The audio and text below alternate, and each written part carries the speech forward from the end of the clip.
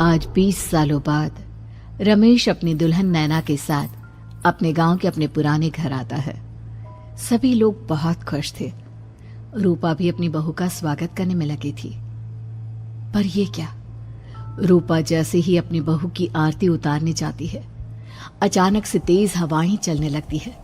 घर की लाइट चली जाती है और आरती का थाल का दीपक बुझ जाता है। माँ, ये सब क्या हो रहा है? अचानक से ये मौसम कैसे बदल गया? अरे बेटा, ये गांव है। गांव में अक्सर ऐसा ही होता है। किसी भी वक्त मौसम बदल जाता है और कभी भी लाइट चली जाती है। दीपाली बेटा, किचन से मोमबत्तियां तो ले आ।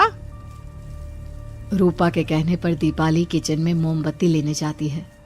लाइट ना होने की वजह से घर में काफी अंधेरा था, इसलिए दीपाली अपने फोन का टॉर्च ऑन करती है और टॉर्च ऑन करते ही उसे महसूस होता है जैसे कोई उसके सामने से गुजरा हो।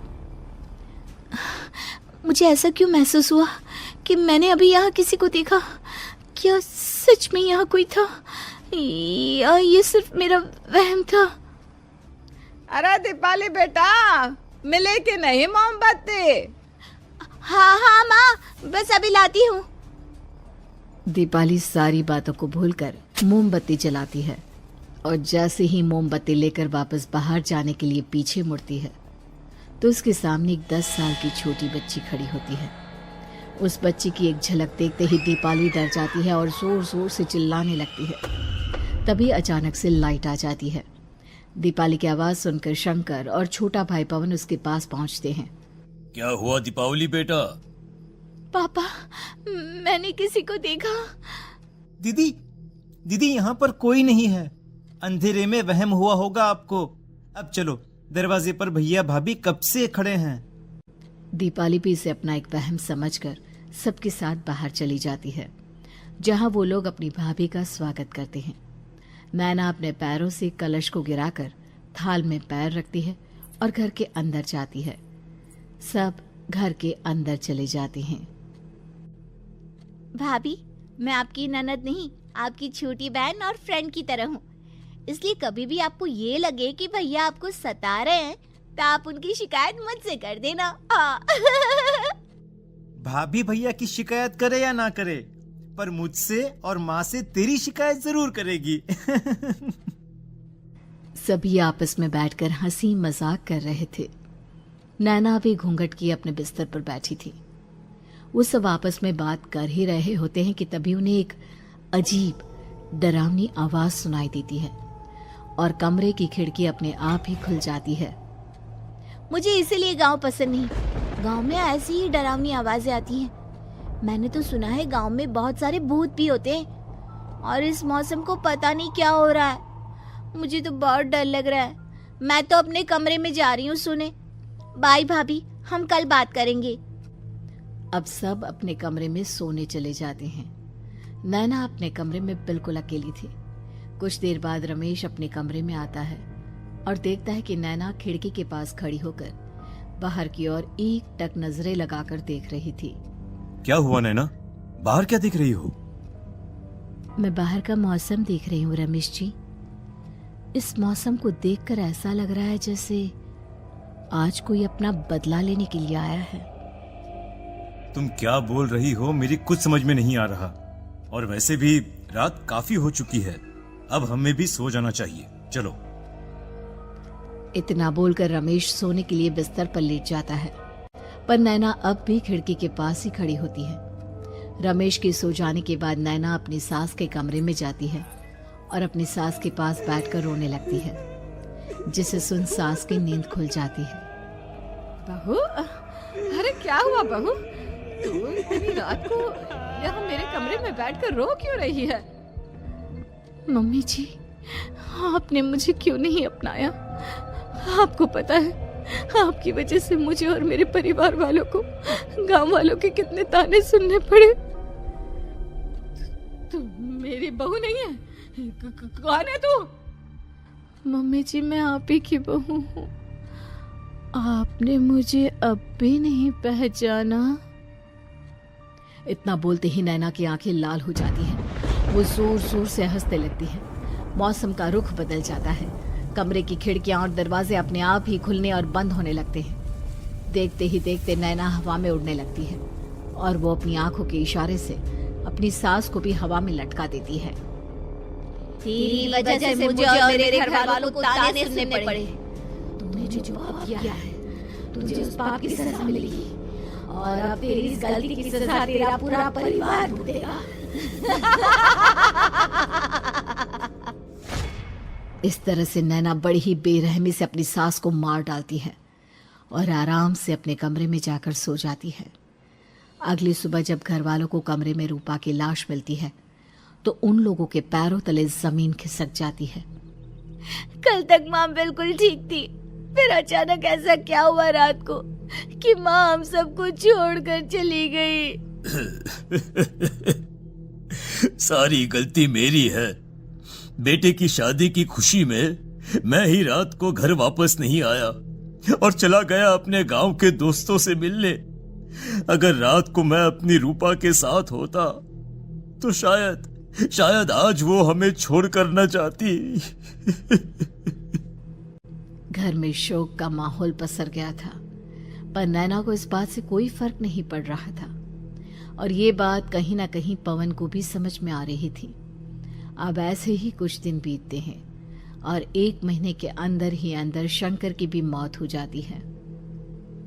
पहले माँ छोड़कर चली गई और अब पिताजी। क्या हो गया है हमारे घर को?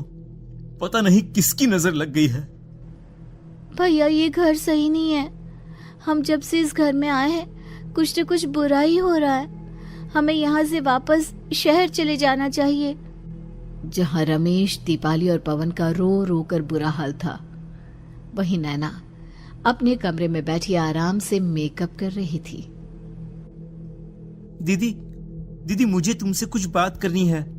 मुझे लगता है कि इन सब के पीछे भाभी का हाथ है।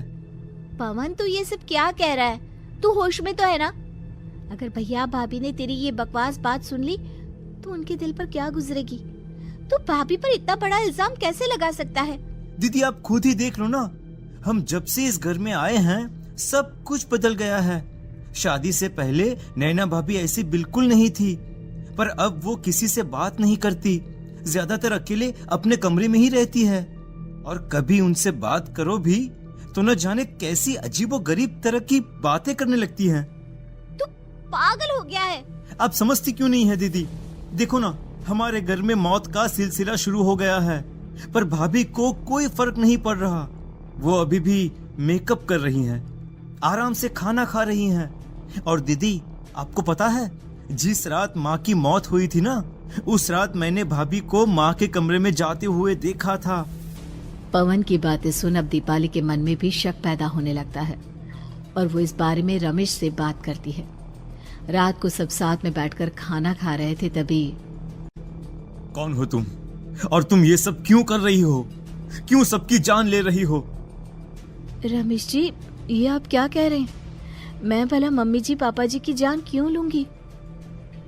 मैंने कब कहा कि तुमने माँ पापा की जान ली? नैना, तुम तो मेरी पत्नी हो, तुम थोड़ी किसी को मारोगी।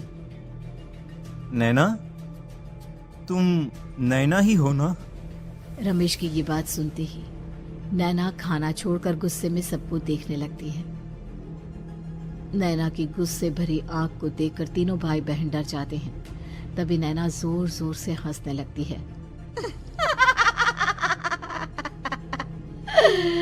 मैं ही तो हूँ, आपकी पत्नी गौरी।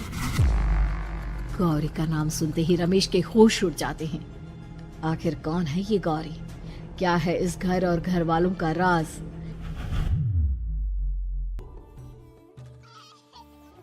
हमारे दोनों बच्चे एक साथ कितने अच्छे लग रहे हैं ना? हाँ, कितने अच्छे दोस्त हैं दोनों। बस बड़े होने के बाद भी इनकी ये दोस्ती बनी रहे तो बच्चे कितने खुश रहेंगे। मैं क्या सोच रहा था कि क्यों ना हम अपनी दोस्ती को रिश्तेदारी में बदल दें। मैं अपने बेटे रमेश की शादी तेरी बेटी गौरी से करना चाहता हूँ। इस तरह हमारे बच्चे भी हमेशा साथ रहेंगे और हमारी दोस्ती भी रिश्तेदारी में बदल जाएगी। शंकर की इस बात से उसके दोस्त को बहुत अच्छा लगता है और वो अपनी बेटी की शादी रमेश से करवाने के लिए तैयार हो जाता है। बहुत जल्द दोनों परिवार मिलकर बचपन में ही रमेश और गौरी की शादी करा देते हैं। अरे शंकर, अपने बच्चों की शादी करवा कर हमने अपनी दोस्ती को रिश्तेदारी में बदल तो लिया, पर मैं चाहता हूं कि अपनी गौरी का गौना 2 साल बाद करूं, ताकि वो थोड़ी समझदार हो जाए। अरे हाँ हाँ दोस्त, बिल्कुल, हमें कोई दिक्कत नहीं है। इसी तरह समय बीतने लगता है। समय के साथ शंकर का कारोबार तरक्की पकड़ लेता है और 2 साल बाद शंकर अपने पूरे परिवार के साथ शहर में शिफ्ट होने की तैयारी कर लेता है। जब यह खबर उसके दोस्त को पता चलती है तो वो शंकर से बात करने उसके घर जाता है। शंकर, 2 साल पूरे हो चुके हैं और अब तू शहर भी जाने वाला है। मैं सोच रहा था कि तेरे शहर जाने से पहले गौरी का गौना कर दूं, ताकि तू अपनी बहू को अपने साथ लेकर जा सके। ये तू कैसी बातें कर रहा है? रिश्तेदारी बराबरी वालों से होती है, और वैसे भी अब मेरा बेटा या मेरा परिवार कोई भी इस रिश्ते को नहीं मानता। ये तू कैसी बातें कर रहा है दोस्त? जब हमने अपने बच्चों की शादी करवाई थी तब हम दोनों ही एक बराबर थे। पिछले 2 साल में तेरा कारोबार थोड़ा सा अच्छा क्या चल गया, तू पुराने रिश्ते ही तोड़ देगा। देख भाई, ऐसा मत कर। अगर तूने मेरी बेटी को अपनी बहू के रूप में नहीं अपनाया तो कोई भी मेरी बच्ची से शादी नहीं करेगा। अरे उसकी जिंदगी बर्बाद हो जाएगी। यार देख, वैसे भी बाल विवाह तो कानून मान्यता नहीं देता, फिर मैं कैसे दे दूं? तू अपनी बेटी के बड़े होने पर उसकी शादी किसी दूसरे लड़के से करवा देना। वैसे भी तब तक ना उसे और ना ही गांव वालों को ये बात याद रहेगी। मेरे बेटे को बख्श दे मेरे भाई। इस तरह से शंकर अपने दोस्त के परिवार और गौरी को गांव वालों के ताने सुनने और जिल्लत से भरी जिंदगी जीने के लिए छोड़ अपने परिवार वालों के साथ शहर चला जाता है। अरे इनकी गौरी में ही कोई दोष होगा, तभी तो लड़के वालों ने इनकी बेटी को अपनी बहू के रूप में नहीं अपनाया और उसको यहाँ छोड़कर शहर चले गए। अब कौन थामेगा ऐसी लड़की का हाथ? अरे पता नहीं कैसा आदमी है जो गांव वालों के इतने ताने सुनकर भी सर उठाकर गांव में चल रहा है। अरे अगर मेरी बेटी के साथ ऐसा हुआ होता ना तो मैं तो शर्म के मारे मर ही जाता। हाँ, दिन रात लोगों की नजरों में अपने लिए ग्रहण देख और सबके ताने सुन सुन अब गौरी के पिता हिम्मत हारने लगते हैं और एक रात गौरी के माता पिता खुदकुशी कर लेते हैं। ये सदमा गौरी भी सहन नहीं कर पाती और उसकी भी मृत्यु हो जाती है। तुम्हारे परिवार की वजह से हम लोगों ने अपनी इज्जत और जान गंवाई। इसका बदला तो तुम्हें चुकाना पड़ेगा, वो भी अपनी जान देकर। हंसते हुए अब नैना हवा में उड़ने लगती है। नैना अब पूरी तरह से बदल चुकी थी। गौरी की आत्मा उसके शरीर पर हावी हो चुकी थी। उसकी आंखें सफेद, पैर उल्टे, चेहरा काला और बाल बिखर गए थे। अब गौरी अपनी शैतानी शक्तियों से घर के हर कोने को अपने काबू में कर लेती है और सीधी दीवार पर जाकर चिपक जाती है। मुझे अपना बदला चाहिए। बदला लूंगी मैं तुम सबको खत्म कर दूंगी। गौरी इतनी तेज चिल्ला रही होती है कि उसकी आवाज से घर के सारे कांच टूट जाते हैं। सामान इधर उधर गिरने लगता है और ये सब देखकर तीनों भाई बहन के होश उड़ जाते हैं। बचाओ, भागो भागो। उन तीनों को अपनी जान बचाने के लिए यहाँ से वहां भागता देख गौरी जोर जोर से हंसने लगती है। तभी दीपाली घर से बाहर निकलने लगती है, जिसे देख गौरी गुस्से में अपनी शक्तियों से तुरंत घर का दरवाजा बंद कर दीपाली को हवा में उड़ा देती है। बाहर भागेगी, मुझसे बचकर भागना चाहती है?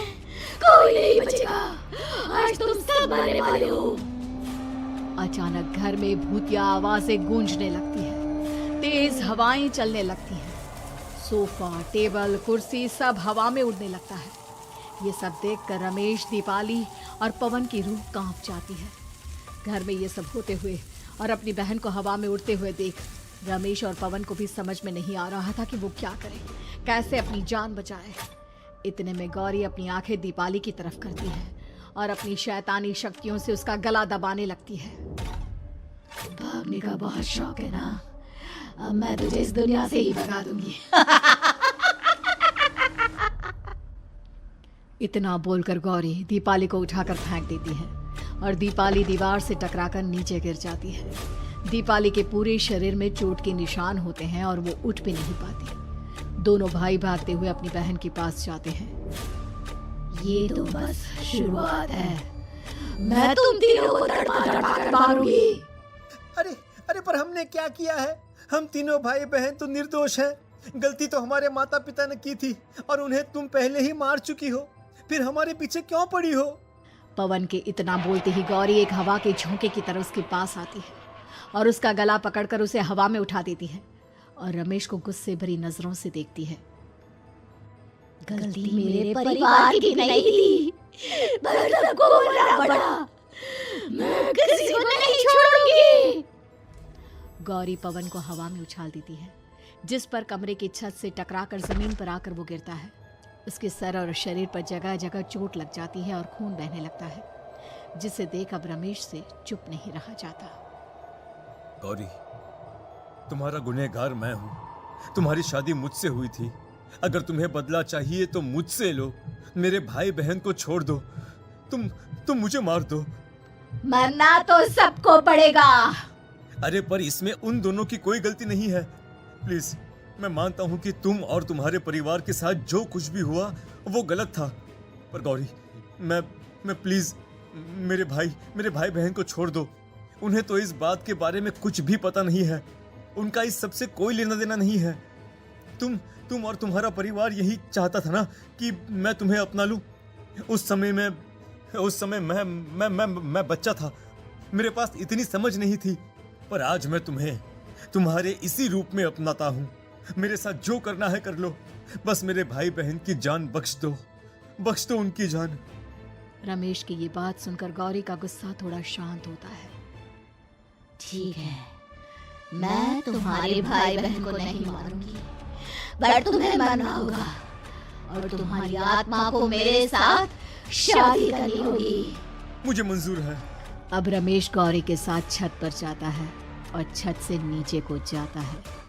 रमेश के मरते ही गौरी उसकी आत्मा को अपने साथ ले जाती है और इस तरह से रमेश खुद मरकर अपने भाई बहन को बचा लेता है।